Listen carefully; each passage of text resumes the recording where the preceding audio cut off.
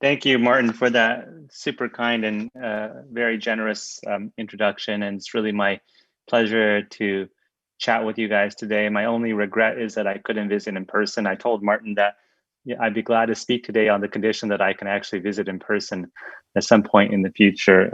Vancouver is an amazing place, I have a lot of friends at Vancouver Prostate Center and UBC, and so it'd be great to see you guys in person. But today I'm going to be talking about using biomarkers to help personalize therapy for prostate cancer patients, and hopefully you guys can see my screen. Here are my disclosures. I always mention this, that my aim is to have as many disclosures as Martin and Kim, but I'm not there yet. But no, I'm joking about that. But I don't have any conflicts of interest with any prostate cancer genomics companies, and that's actually the focus of my talk today. So I'm just going to very briefly give an overview of my research interests. I have multiple research interests. In the laboratory, I focus on identifying and targeting drivers of metastatic prostate cancer through genomics-based strategies. And then as a translational researcher, I focus on biomarker development and validation. And then as a clinical trialist, I lead, as Martin mentioned, a international clinical trials group, NRG RTOG, in terms of leading their genital urinary cancer program. And 3 weeks ago, I gave a talk at the Vancouver Prostate Center and focused on my laboratory research. And today I'm going to give actually a completely different talk, actually with actually no overlap, focused more on translational biomarker development in clinical trials. And so I'm going to just briefly begin with an introduction to biomarkers. And so what is a biomarker? So it turns out that we actually all use prognostic biomarkers every day. And I define a biomarker as a piece of information that allows us to better risk stratify patients or describe something about patients. And so, you can consider that PSA is a prognostic biomarker, Gleason score, meaning histology is a prognostic biomarker, et cetera. And all these different risk groups that have been created. And all these quote-unquote biomarkers have consistently showed in numerous studies that they are prognostic and can help personalize treatment. But one thing we need to start thinking about is how we can start evaluating the performance of a biomarker. And this is actually not something new, but when people talk about biomarker development, they talk about a parameter called the AUC, or the area under the curve for a receiver operating curve. And it indicates the performance of a biomarker. And I'm going to actually go into this in greater detail later. But in a nutshell, if you have a test that predicts an outcome only as good as a coin flip, meaning 50% of the time it's right, 50% of the time it's wrong, it gets an AUC of 0.5, which we consider to be worthless. It's only as good as a coin flip. A good biomarker, is something from in the range of 0.7 to 0.8, and an excellent biomarker is in the range of 0.8 to 0.9. Now, why am I telling you these numbers? Well, it turns out that if you look at the area under the curve for many of the parameters we use to try to predict biochemical recurrence, again, a coin flip has an AUC of 0.5. PSA by itself gives you an AUC of 0.5 to 0.6. Gleason score gives you an AUC of 0.6 to 0.7. And when you start combining this into NCCN risk groups or CAPRA, you get a C index of 0.65 to 0.7 for predicting, let's say, metastatic disease. And by many standards, any of these biomarkers, or even the combination in NCCN and NCCN risk groups, they'd only be considered borderline good. Okay, and what this basically means is there's a ton of room for improvement upon this, and that's actually where genomics may play a role. And so it turns out that there are a number of genomic tests that have been developed to help risk stratify prostate cancer. And this is the most recent NCCN guidelines from 2021. It's in draft form, so you get this little shaded area on top of it. But nevertheless, I want to point out that there are 6 biomarker tests included in NCCN guidelines. 4 of them are clinical grade assays that are reimbursed by insurance companies in the United States, and that's actually what actually allows us to use them. And so Decipher is now insurance reimbursed for all non-metastatic prostate cancer. Oncotype and Polaris and ProMark are three other tests that are primarily more validated in the context of low and intermediate risk patients. But I think the take-home message is that all of these biomarkers have been demonstrated to increase prognostic value when added to clinical features. And so today I'm going to break up my talk into two parts. I'm going to first talk about prognostic biomarkers for newly diagnosed untreated prostate cancer. And then the second part of my talk is going to focus on prognostic and predictive biomarkers for recurrent prostate cancer, let's say PSA recurrences after surgery or radiation. And I'm going to focus, just to give you a brief overview, on the three biomarker tests that are most commonly used in the United States. I showed that there were 4 biomarker tests on the NCCN guidelines that are clinical grade, but really these 3 that I have on the screen are the ones that are more commonly used. The 4th one isn't really used. And so let's talk about Oncotype DX, which is made by a company that was previously called Genomic Health, now called Exact Biosciences. And so this was actually work from Eric Klein and Peter Carroll, Matt Kuperberg, that basically validated what we call Oncotype or the GPS score, which is a genomic health assay.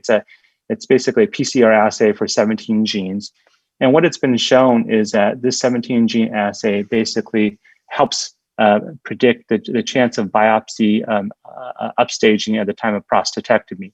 So, sorry, upstaging of pathology from biopsy to prostatectomy. And so here what you can see on the bottom is that there's been a number of cases that have been divided by NCCN risk groups, very low, low risk, intermediate risk. And then you get this Oncotype score on the x-axis. And the point of this is to show that even within intermediate or low or very low risk patients, there's a wide distribution of Oncotype or GPS scores. And what that does is that translates into differences in the likelihood of having favorable pathology at subsequent surgery, even in the very low risk, the low risk, and the intermediate risk categories, suggesting that Oncotype is providing information beyond clinical pathologic features, and really from a surgical perspective, potentially can be used to kind of, let's say, guide active surveillance patients and predict the risk of having more aggressive pathology at the time of future surgery if they were to undergo the surgery. Now, the problem is that a word of caution, even though I'm a biomarker scientist, I don't always drink the Kool-Aid, and not all biomarkers reproducibly validate. And so this was a paper published in JCO recently by Dan Lin and the Canary team. Martin is a co-author on this paper as well. Basically, this was a validation study in the Canary prostate active surveillance cohort. And they basically did a multivariable analysis for the endpoint of biopsy upgrade. Again, having a increase in, let's say, Gleason score at the time of, subsequent pathology analysis. And what you can find here is that the GPS score or the Oncotype score did not validate on multivariable analyses when accounting for standard clinical pathologic features like percent positive core, PSA density, and so forth. And so what this basically means is that, while the biomarker potentially, has potential, it didn't outperform the best clinical nomograms incorporating in, all the best information we have. And there are potential various reasons for this. The event rate on this Canary Pass cohort is low. But I basically, interpret this to mean that, maybe we should be a little bit more careful about using GPS because it's associated with additional cost. And if there isn't a clear benefit when added to clinical pathologic variables, it may not be worth it. Now, I want to very briefly touch upon the Polaris assay made by Myriad Genetics. And again, it's another PCR assay, has 46 genes, 31 of which are genes associated with cell cycle proliferation and 15 housekeeping genes. And so Polaris, was developed and validated a while back. And this was one of the early studies from Jack Kuzik's group over in the UK, where he basically showed that the Polaris score validates on patients who were conservatively managed. And these were TERP samples taken from patients who really didn't have any definitive surgery or radiation. And what you can see is that in terms of predicting death from prostate cancer, high Polaris scores, Polaris is also called the CCP or cell cycle proliferation score. High Polaris scores are associated with higher chance of dying from prostate cancer compared to middle or low Polaris scores. Now, more recently, Jonathan Tord from Utah basically validated this cell cycle risk score, which combines the Polaris gene expression test with clinical pathologic features and a retrospective cohort of intermediate and high-risk patients. And what he basically looked at is patients who got multimodality therapy, defined as surgery plus radiation or radiation plus androgen deprivation therapy, versus patients who got only single modality therapy with either surgery or either radiation. And what he was able to do, his team was able to do, was establish a threshold for the cell cycle risk score. And below this threshold, what you can see in dotted lines is there was no big difference between in outcomes in terms of risk of progression between patients who received single modality and multimodality therapy.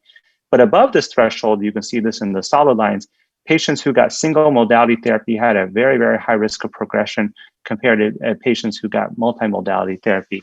And so this is a way where potentially you can take a prognostic assay and start using it to influence, the intensity of therapy, or at least to help define patient expectations. And Jonathan did an interesting analysis where he looked at the number needed to treat with multimodality therapy versus single modality therapy to prevent one patient from metastasizing. And based on conventional clinical pathologic features with NCCN risk features, you would need to treat 87 patients with multimodality therapy to prevent one patient from metastasizing. But if you use the CCR threshold, you can drop that to treating 21 patients with multimodality therapy to prevent one patient from metastasizing. So, it's still overtreating potentially a number of patients based on a metastasis endpoint, but nevertheless, it performs better than standard clinical features. Now, the assay I'm going to spend the most time talking about today is the Decipher assay made by GenomeDx Biosciences and GenomeDx, or it's now, the company was called Decipher. It's now been acquired by a company called Veracyte. But the Decipher panel actually is been validated in over 130 manuscripts on both single and multi-center retrospective studies and registry studies and meta-analyses and so forth. The test itself is based on the gene expression of 22 genes, but the platform itself is an array that measures over 46,000 genes. And so from a research perspective, it certainly provides a lot more bandwidth compared to some of these other assays. And actually, that's one of the reasons I favor it. But in general, I tend to prefer Decipher over the other assays because it's been much more broadly validated. I think that Oncotype and Polaris have been validated in about 10 to 15 manuscripts each, and Decipher has been validated in over 130 papers. It's also, as I mentioned, an issue of how much data it actually collects. Oncotype measures the expression of 17 genes, Polaris measures 46, Decipher measures 46,000. And the other thing is that in my practice, I tend to see mostly intermediate and high-risk patients. The low-risk patients on active surveillance don't really come to the radiation oncologist, and Decipher is more validated in these settings, and Oncotype and Polaris are more validated in lower-risk patients. And so this was a kind of a systemic meta-analysis or systematic review done by Dan Spratt's team at Michigan. And what we actually showed in this particular study was that you can basically look at the effect size and the hazard ratios for a variety of features like endpoints like adverse pathology, biochemical failure, metastasis, prostate cancer-specific mortality across all these different studies, and Decipher validates. And the ones that are shaded are the post-prostatectomy studies, and the ones that are not shaded are basically the treatment-naive settings as well. And so, overall, Decipher seems to perform well across the board. And I'm actually going to show you what genomics can do when you add it to kind of clinical features. And so this was a study that Dan and I published in JCO a couple years back. And what we actually showed in the study was that when you take NCCN risk groups, low, favorable, intermediate risk, unfavorable, intermediate risk, and high risk, these risk groups don't actually give you a very good dynamic range for looking at the incidence of metastasis. Again, these risk groups were developed based on biochemical failure, and metastasis is in general a stronger endpoint. And these risk groups also don't perform very well when you look at prostate cancer specific mortality. Basically, low is equal to favorable intermediate risk, unfavorable intermediate risk is equal to high risk.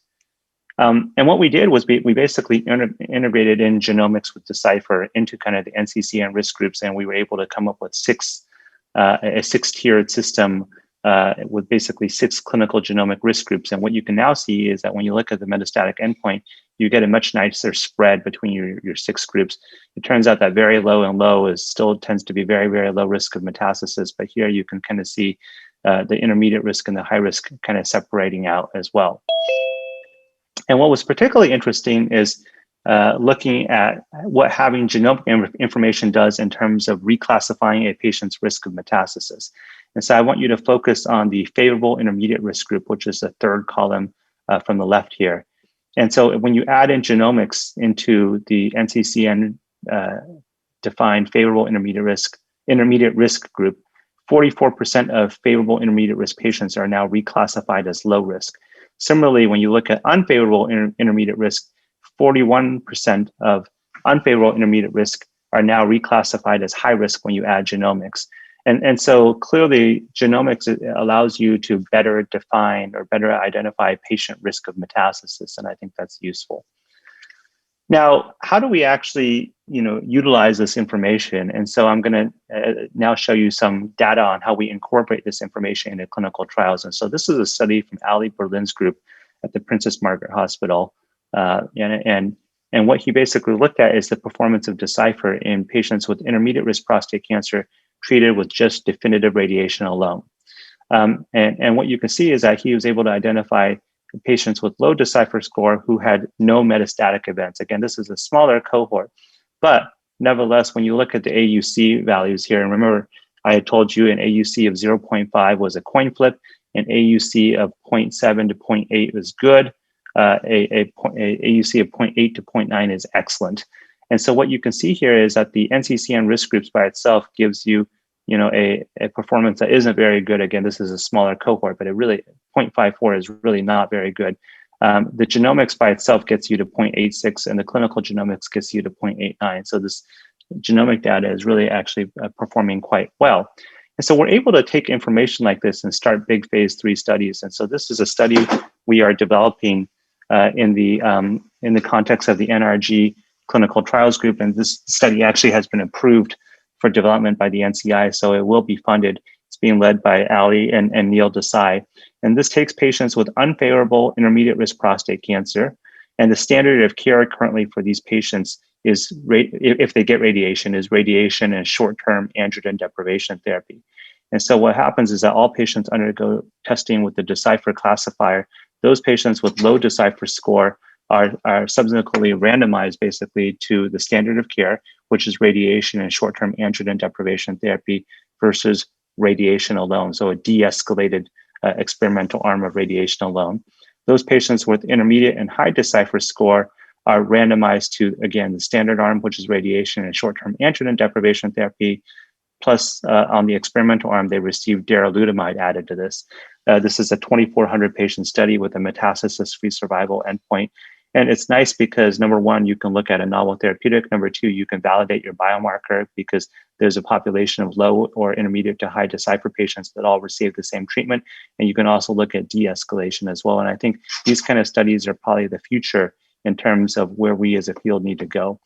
I also want to point out that you can do the same thing in high-risk patients. And so this is a study that Paul Nguyen from Harvard and I led, where we took samples from 3 NRG, RTOG phase 3 studies from high-risk prostate cancer patients. And unfortunately, the samples had been partially consumed by other studies. So there was only like 300 total samples available across these 3 phase 3 studies. But what you can see is that Decipher is prognostic for distant metastasis.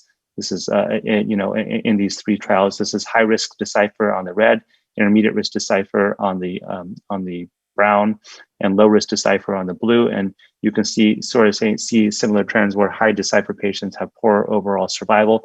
All of this holds up on multivariable analysis when you account for age, PSA, T-stage, Gleason score. Again, the Decipher score, which is GC for genomic classifier, is very strongly associated with outcome, even when accounting for all these different clinical and pathologic parameters. And in particular, what's nice is that Decipher can identify a subset of high-risk prostate cancer patients at low risk for metastatic progression. You can see here in blue, you can find a threshold where these patients don't have metastatic events. And so based on this, we now have just opened up a study similar to the one I showed you previously, but this is in patients with untreated high-risk prostate cancer. And these patients all undergo testing with the Decipher classifier. Those patients with low or intermediate Decipher score get randomized to the standard of care, which is radiation and long-term androgen deprivation therapy, which is androgen deprivation therapy for 24 months, or they get randomized to a de-escalated experimental arm of radiation and intermediate-term androgen deprivation therapy, which is half the duration of ADT. Those patients with a high Decipher score get randomized to the standard of care, plus minus the combination of abiraterone and apalutamide. Again, this is phase 3 study, metastasis-free survival. We just opened it up. It's also available to Canadian sites. So if you guys are interested in opening up this particular study, you can get free access to genomics. Decipher is completely paid for, even if patients don't have insurance for this. Free access to a kind of next generation anti-androgen therapy. And also we have an imaging PET study as well embedded in here, so they get free access to imaging as well. And so if it sounds like I'm selling this trial, it's because I am. We need to enroll 2,400 patients, so please consider opening this up. So I've really gone through kind of the data, kind of giving you a quick snapshot of the data on prognostic biomarkers for newly diagnosed prostate cancer. I now want to switch to a discussion of biomarkers for recurrent disease. And so this was a study that Dan and I published also a few years ago in JCO, where we validated Decipher in a meta-analysis in the post-prostatectomy setting. And so, Decipher is very strongly associated with a cumulative incidence of metastasis, across the board in patients with PSA recurrences after surgery, as you can see here. And on this meta-analysis, we showed that in almost every subset, basically, regardless of what the PSA level was, regardless of what Gleason score was, regardless of what surgical margin or T3 or or nodal status disease or treatment modality, Decipher remains strongly prognostic for metastasis across all of these different patient subsets. And I want to revisit this conversation I had about the area under the curve as a way of measuring performance. And so remember, we had talked about the NCCN or the CAPRA risk groups having a performance of 0.65 or 0.70 for predicting metastatic disease.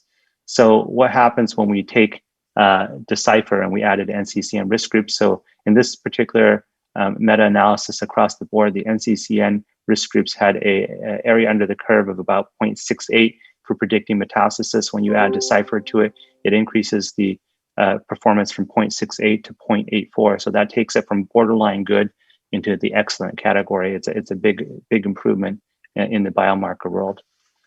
Now, what can we do with this data? So it turns out that Decipher might identify patients who benefit from early initiation of radiation after surgery. And so there have been 3 randomized trials recently reported suggesting that there's no benefit to giving adjuvant radiation, which is radiation when the PSA is undetectable for patients with aggressive pathology, versus salvage radiation, which is giving radiation when the PSA is detectable. And so Bobby Den and I did a study a number of years ago where we took patients with low Decipher score and we compared basically the development of metastasis in patients who received adjuvant versus salvage radiation. Showed no big difference. But what we found was that in patients with higher Decipher score, they appeared to derive a benefit from earlier initiation of radiation with adjuvant therapy compared to salvage therapy as well. And so actually based on this study and others, even now with patients in my clinic who are younger, who present with high Decipher scores, we offer adjuvant radiation to them. Now, Decipher may also help us kind of determine who benefits from larger radiation fields. And so what we actually recently did, this is a study published by Melody Xu, who's a resident at UCSF. But what we did was we took 91 patients who had both Decipher testing and a PSMA PET scan at the time of recurrence. And what we found was that the higher Decipher scores were associated with PSMA avid nodal disease. And so here is a kind of a diagram on the left. You can see patients who have high Decipher scores, and you can see the distribution of positive lymph nodes in purple in these high Decipher patients. Patients with low Decipher score, you can see that there's just a much smaller prevalence of positive lymph nodes on PSMA PET. And so in the radiation field, when we give radiation after surgery, one question we've had for a while is, do we need to give pelvic radiation to all the lymph nodes or just the radiation to the prostate bed? And this suggests that potentially we can start using Decipher to decide who needs a larger radiation field. Now, what's another possible use of Decipher? So another use is that we can potentially use it to identify who should receive intensification of therapy with the addition of anti-androgen therapy to salvage radiation. And so this is I want to point to a study on which we profiled the samples. This is the RTOG 9601 trial. It was a phase 3 study published by Bill Shipley in the New England Journal in 2017. And what we did in this study was we took 760 patients, randomized them, and these were patients who had PSA recurrences after surgery. And what we did was we stratified them by different clinical features and then randomized them to salvage radiation with 2 years of placebo. Sorry, my font is a little bit off here, versus salvage radiation with 2 years of the anti-androgen therapy Apalutamide. The study had a sample size of 760 patients, median follow-up of 13 years, and was positive for its primary endpoint of overall survival. So what we subsequently did was we basically ran Decipher on as many samples as we could get from this trial, and we basically were able to obtain about samples from half the patients on the study. And what you can see is that basically when you look at high Decipher versus intermediate versus low Decipher patients, Decipher is strongly associated with distant metastasis, prostate cancer-specific mortality, and also poor overall survival. And on multivariable analysis, taking into account clinical pathologic features, you can see that Decipher remains significant for all these endpoints: distant metastasis, prostate cancer-specific mortality, overall survival. And so basically, it really is providing a good deal of prognostic information in the setting. Now, basically, what can we do with this information? It's one thing to just tell a patient, okay, you got bad disease. It's another question to say, okay, now you got bad disease. Here's what we can do in terms of changing your treatment based on this bad disease or good disease. And so what we show in this bar graph basically is the outcomes for distant metastasis, prostate cancer-specific mortality, and overall survival as a function of low Decipher patients or intermediate to high Decipher patients, and those are blue versus red. And what these bar graphs are showing is the difference in each of these endpoints between patients who received hormone therapy on RTOG 9601 versus patients who did not receive hormone therapy on RTOG 9601. So basically, this is showing you the absolute benefit from hormone therapy as a function of Decipher risk group. And I think that the important thing to point out is that patients with the higher Decipher scores shown in red have a greater benefit in all these endpoints compared to patients with low Decipher scores shown in blue. And so, for example, for the intermediate to high Decipher patients, those patients who got the hormone therapy had a 15.7% improvement, absolute improvement in distant metastasis compared to patients who did not receive hormone therapy. And that difference was only 5% in the low Decipher patients and so forth. And in particular, I want to point out that while RTOG 9601 was positive for overall survival, the overall survival benefit was much smaller in the low Decipher patients compared to the intermediate to high Decipher patients. Now, the RTOG 9601 included patients who had a PSA of 0.2 to 4 at the time of initiation of salvage radiation. And nowadays, we really don't treat patients who have a super high PSA after surgery with radiation because we think that those patients probably won't derive a benefit because they already have metastatic disease that can't be cured with salvage radiation. So nowadays, the cohort of patients we treat are those who have lower PSAs, and we term this earlier salvage radiation.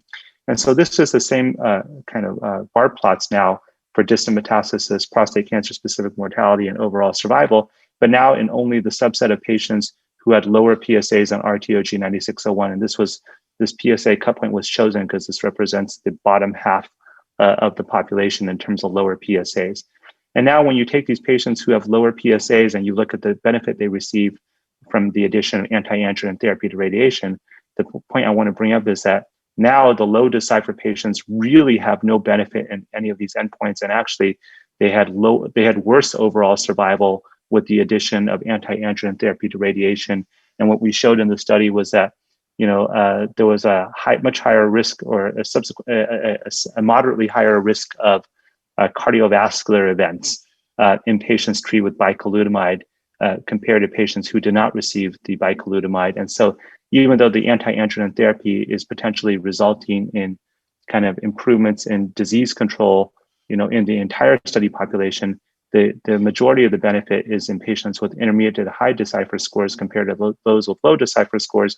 And I interpret this data to mean that if I have a patient who has a low PSA, who has a low Decipher score, who is presenting to me for consideration of radiation after surgery, I'm going to be very careful about giving anti-androgen therapy if they have low Decipher scores. Now, RTOG 9601 looked at the addition of hormone therapy to radiation in patients with castration-sensitive disease, basically PSA recurrences after surgery. We can also look at the benefit to adding next-generation anti-androgen therapies, such as apalutamide, to standard hormone therapy in patients with non-metastatic castrate-resistant prostate cancer. And so we profiled samples from the Spartan study. And so the Spartan study was a phase 3 study in patients with non-metastatic castrate-resistant prostate cancer. It randomized them 2-to-1 to receive either apalutamide with ADT versus placebo with ADT. And this study was published in the New England Journal by Matthew Smith and Eric Small. Again, it shows a big benefit with regards to the primary endpoint of metastasis-free survival with the addition of apalutamide to standard androgen deprivation therapy. Now, we were able to profile about a fifth of the patient samples from this trial with Decipher. And what we found was that Decipher score was associated with response to apalutamide.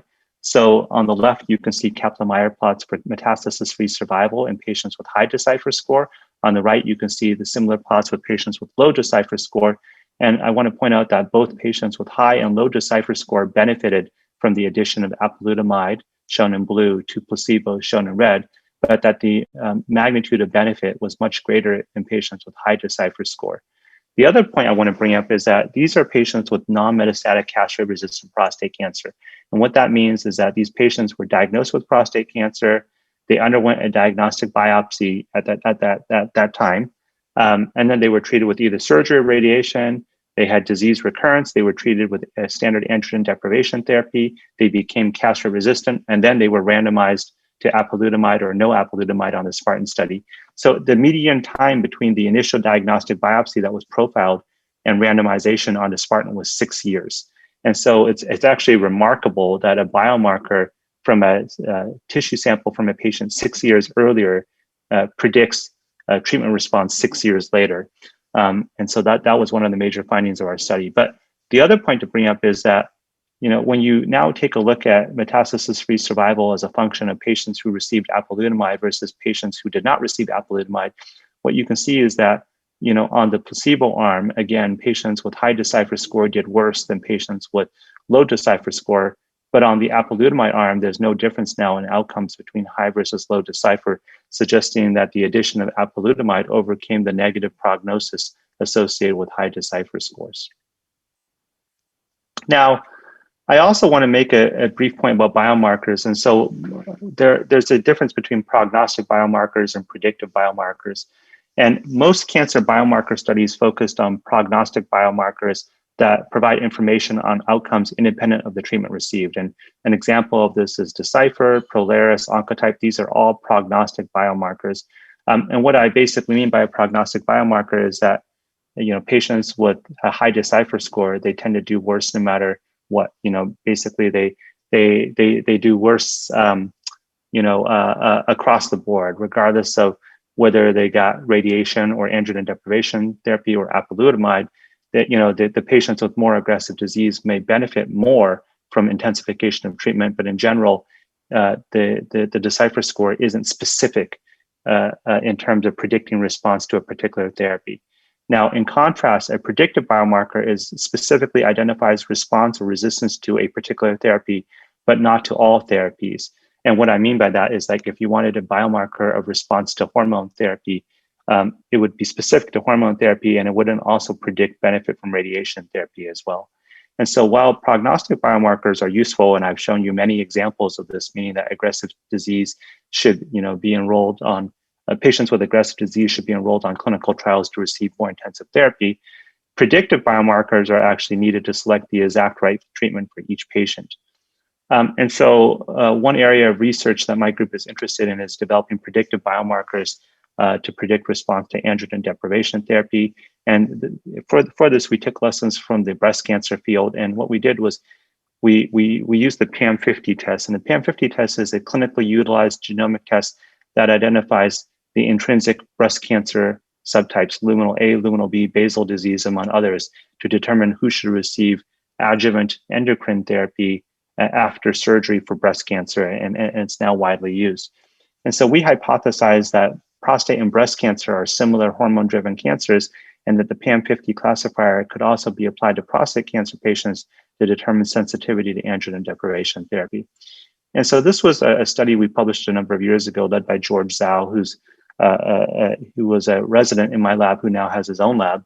But what we showed was that PAM50 clustering readily identifies luminal A and B and basal subtypes in prostate cancer patients. And so on the left, you can basically see a gene expression heat map in kind of the original breast cancer cohort in which the PAM50 clustering was developed. And these are gene expression heat maps. And so on each of these heat maps, every column represents data from a different patient, and every row represents the expression of a different gene. Areas of red are higher gene expression, areas of green are lower gene expression. And what you can see is that the same thing applies in prostate cancer. So you don't need to know much about gene expression profiling, but what you can appreciate is that when you step back and you broadly look at these two different heat maps, the one on the left actually looks relatively similar to the one on the right, meaning areas of red on the left are red on the right, areas of green on the left are green on the right. And what this shows is that, the PAM50 subtypes exist in prostate cancer as they do in breast cancer. And we've now validated this finding in over 20,000 prostate cancer samples. Now, being able to identify subtypes of prostate cancer is only really useful if you can actually, tell physicians, how to change therapies, in my opinion. And so what we did was, this is a retrospective analysis where we took a couple hundred patients and we matched them by 7 clinical pathologic features, including Gleason score, key stage, PSA, nodal status, margin status, et cetera. And then we basically looked at patients who had received adjuvant androgen deprivation therapy after surgery compared to those who did not. And we looked at the kind of the benefit from androgen deprivation therapy as a function of molecular subtype. And what we found was that patients with the luminal B subtype actually benefited significantly from the addition of androgen deprivation therapy to versus no androgen deprivation therapy. And this is distant metastasis-free survival shown on the y-axis. Now, conversely, patients with luminal A or basal disease did not benefit from the addition of androgen deprivation therapy after surgery. And in fact, it looks like the patients with the ADT did actually worse. And the reason why is that this is a retrospective analysis, and physicians tend to treat more aggressive disease with more aggressive therapy. So even though we tried to account for all these standard clinical pathologic features, at the end of the day, there are factors that we probably didn't account for, like, let's say if there's 12 cores positive as opposed to 2 cores positive, physicians would have been more likely to give androgen deprivation therapy, and we didn't account for that.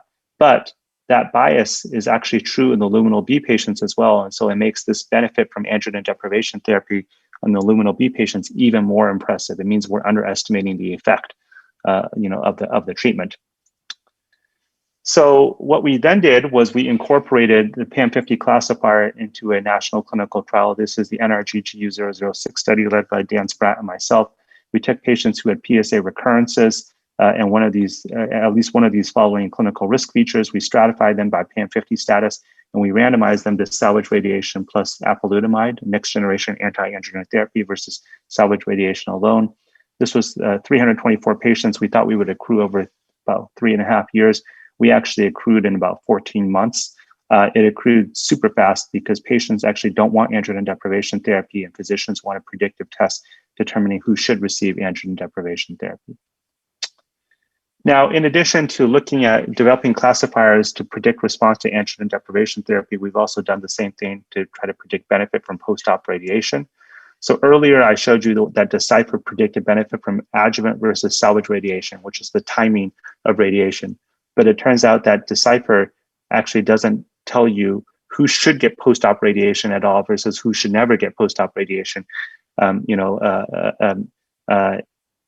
Patients with high Decipher score appear to derive a larger benefit, but the problem is patients with low Decipher score also appear to derive a benefit from post-op radiation. And so what we did was to try to develop a more specific predictive classifier. We took patients who had received post-op radiation and compared them to patients who did not. We matched them by 7 clinical pathologic features. We took a training cohort of 545 patients. We profiled them with the Decipher array. And then we basically, since this array gives you 46,000 genes, we used a kind of a Cox model to develop Portos, a 24-gene tool that predicts the chance of benefiting from post-op radiation. Then we profiled our validation cohort as well, and we had locked our model, applied our model to the validation cohort, and assessed the performance of Decipher, of Portos in the second cohort. Portos is the score we developed. It stands for post-operative radiation therapy outcome score. And so this is the data from our validation study. And so what you can see here, these are, again, the rate of metastasis in patients based on high Portos score versus low Portos score. And it's divided into patients who received post-operative radiation, shown in gray, versus patients who did not receive post-op radiation, shown in black. Patients with high Portos score, you can see that they have a significant decreased risk of metastasis from receiving radiation compared to not receiving radiation. Patients with low Portos score derive no benefit, and this is what you want to see in a predictive classifier. You want to basically be able to identify a subset of patients that benefit from a therapy. You also want your classifier to be specific to that therapy, and now Portos is available as a clinical grade assay as well. So today, I can't go over all of the biomarker studies, but I want to point out that there's a number of ongoing transcriptional profiling studies of randomized trials. I showed you data on RTOG 9601. Chris Sweeney has also used similar approaches to profile the Charted study, which is basically looking at which patients with metastatic hormone-sensitive prostate cancer should receive chemo. I showed you data from Spartan, but we have also done the same study on Kim Chi's phase 3 study, Titan. The Stampede group is also doing transcriptional profiling, as well as the ANZA group for Enzamet and Enzarad. And we're also looking at 6 RTOG phase 3 studies. So I think that over the next few years, we're going to really see the prostate cancer community embrace these genomic classifiers, particularly ones that tell us which therapies to give or not to give based on these randomized trials. And so I want to wrap up by saying that new molecular tests have been developed to identify prostate cancer patients with poor prognosis. And these classifiers have been now incorporated into phase 3 studies with patients with either newly diagnosed or recurrent disease. I also want to point out that the Decipher test may identify who should receive androgen deprivation therapy, or more importantly, who should not receive androgen deprivation therapy with salvage radiation for a PSA recurrence. And based on the Spartan data, we can potentially identify which patients derive a greater benefit from apalutamide in the non-metastatic castrate-resistant prostate cancer setting. Additional tests such as the PAM50 and Portos tests are being developed to help personalize other treatment decisions for prostate cancer patients. I'd like to wrap up by thanking my lab group. George Zhao led a number of these studies that I showed you. He's a bioinformatician now with his own lab at the University of Wisconsin. Got a lot of collaborators. I work closely with Alex and Kim and Martin in kind of our metastatic tissue profiling through the Stamped Cancer team that Martin mentioned earlier. I didn't show that today because I presented that 3 weeks ago. Also collaborators from Decipher and Janssen and my funding support. And I'd like to stop and pause for any questions.